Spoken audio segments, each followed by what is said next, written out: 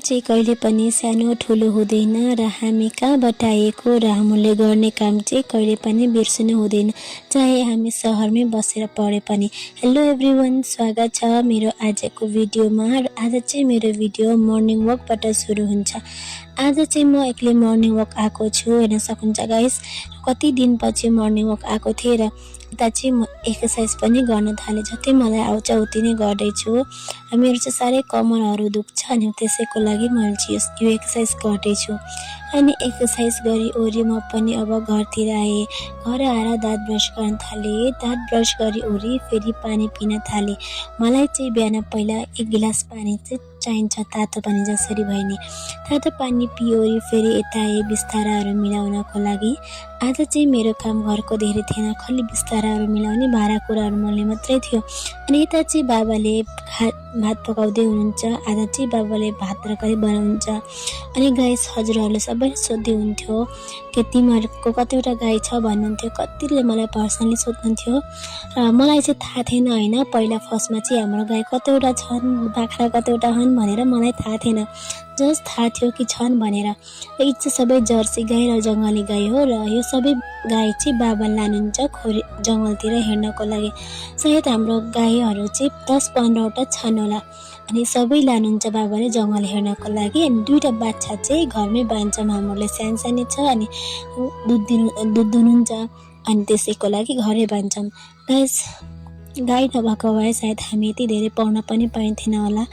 गाईले गर्दा चाहिँ हामी पढ्न पाएको छौँ। र गाई चाहिँ हाम्रो लागि भगवान सरी हो। तर भगवान नै भनिन्छ होइन, लक्ष्मी भगवान भनेर पुजिन्छ। तर मेरो लागि चाहिँ भगवान नै भने पनि हुन्छ। अनि यता चाहिँ अब भाइलाई यो डिल भत्केको थियो र यसलाई आज डिल बनाउन भाइ भनेर यसलाई डिल बनाउन भन्दैछु यता। अनि म पनि यता आएँ फेरि घर बाँड्नको लागि। फटाफट गर्दैछु। त्यही पनि त्यति काम त थिएन, त्यही पनि मलाई आफ्नो काम भ्याएर बस्न पाएँ आराम हुन्छ भनेर मैले पनि फटाफट आफ्नो कामहरू गर्दैछु। यता चाहिँ अब फुलका पोटहरू जति नै सफा गरे पनि अब कुखुराले माटो झार्न छोड्दैनन्, पल्टाइहाल्छन्। अनि यता चाहिँ फेरि म सुरु भएँ आँगन बढाल्नको लागि। आँगन चाहिँ पानी परेर पुरा बलुवा भएको थियो। हाम्रो चाहिँ यो आँगन बलुवा माटो छ। अनि पानी पऱ्यो भने चाहिँ पुरा बलुवा हुन्छ। मैलाभन्दा धेरै माटो हेर्न सक्नुहुन्छ है, माटोभन्दा धेरै बलुवा नै छ अहिले पनि। अनि फेरि म पनि सुरु भएँ पोछा मार्नको लागि। अब होइन गाइस, छोरी मान्छे बसी घरमा त अब पोछा मार्न त भइहाल्छ, डेलीकै काम हो। त्यहीमाथि पानी परेको बेला र म चाहिँ घर भएको बेलामा चाहिँ डेली नै पोछा मार्छु। मलाई चाहिँ घर मैला देखेँ भने कस्तो मनले मान्दैन। अलिअलि मैला भयो भने पनि म चाहिँ गरिहाल्छु। अनि खाना खाइओरी अब म पनि लागेँ खोरियातिर। अब पनि गइसक्नु थियो। अनि आज त्यस्तो धेरै काम छैन खोरियामा। आज चाहिँ हाम्रो यता अमृतसरमा जरा लागेको छ। पुरा के जरा भन्छ मलाई पनि थाहा छैन त्यो जराको नामै। अनि त्यो जरा उक्काउन आएका छन्। पुरा पत्तामा बटारेर पत्ता अमृत बढ्न पाएकै थिएन। अनि त्यही भएर जब आमा छोरी भएर आज जरा उक्काउ भनेर यहाँ चाहिँ हेर्न सक्नुहुन्छ त्यो जरा, त्यो तितेपाती टाइपकै हुन्छ त्यो जरा। मलाई पनि थाहा छैन त्यसको नाम चाहिँ के हो भनेर। अनि म चाहिँ कसरी उखाल्ने भनेर हेर्दैछु त। पहिला अमृतको गाछीमा छ। अनि त्यही माथि अमृतको पत्ताले काट्यो भने त कस्तो दुख्छ।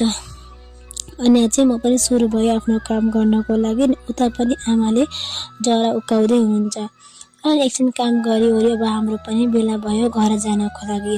म र आमा पनि अब आयौँ घरतिर। 2जना गफाक्दै आएका छन्। घर गएर चाहिँ के गर्ने भन्दै सल्लाह गरेँ। अनि यता चाहिँ म फेरि आएँ मल खन्नको लागि। मल चाहिँ के को लागि भने मैले चाहिँ हिजो आउँदाखेरि फुल लिएर आएको थिएँ, प्याकेटमा किनेर लिएर आएको थिएँ। साह्रै मन पर्यो मलाई, देख्ने बित्तिकै प्यालो फुल मन परेर अनि लिएर आएको थिएँ। अनि त्यही जमाउनको लागि यता मैले खुर्किँदैछु। अनि पहिला चाहिँ मैले खुर्केँ, अनि फेरि त्यसमा मल हालेँ। अनि अब चाहिँ म बिउ छर्किदिन्छु। बिउ छर्केर फेरि माथिबाट मल हालिदिन्छु ताकि कुखुराले खोर्सिन नपाओस् भनेर। अस्तिको पाल्टी पनि मैले फुल जमाएँ, तर फुलको एउटा बिरुवा मैले देख्न पाइनँ। पुरा कुखुराले खोर्सेर। थाहा छैन यो पाल्टी के गर्छ। आजको लागि मेरो भिडियो यति नै हो। हजुरहरूलाई कस्तो लाग्यो भनिदिनु होला।